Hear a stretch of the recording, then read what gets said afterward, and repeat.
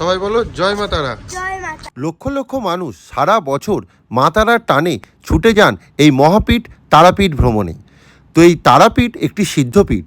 আমরাও 8ই মার্চ সকালবেলায় ট্রেন ধরে রওনা দিয়েছিলাম এই মহাপীঠ তারাপীঠের উদ্দেশ্যে মা তারার টানে। তো সেই ব্লগ শেয়ার করেছি আমার এই চ্যানেলে। যারা এখনও দেখেননি অবশ্যই এই ডেসক্রিপশন বক্সে লিঙ্কে গিয়ে একবার দেখে আসবেন, আশা করি ভালো লাগবে।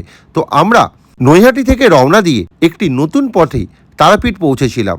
আর তারাপীঠে গিয়েছিলাম তারাপীঠের অন্যতম সেরা হোটেল সোনার বাংলায়। এই সোনার বাংলা তারাপীঠ নিয়ে আরও একটি ভিডিও আমার চ্যানেলে অলরেডি পাবলিশড হয়ে গেছে।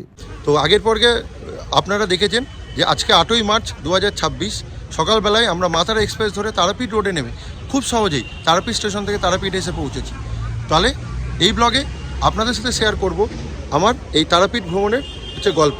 তারাপীঠে আমরা কিভাবে পুজো দিচ্ছি, কোথায় ঘুরছি, সম্পূর্ণ তথ্য। তাহলে ব্লগটার সঙ্গে থাকুন আর দেখতে থাকুন এক্সপ্লোর উইথ দেবাশিস।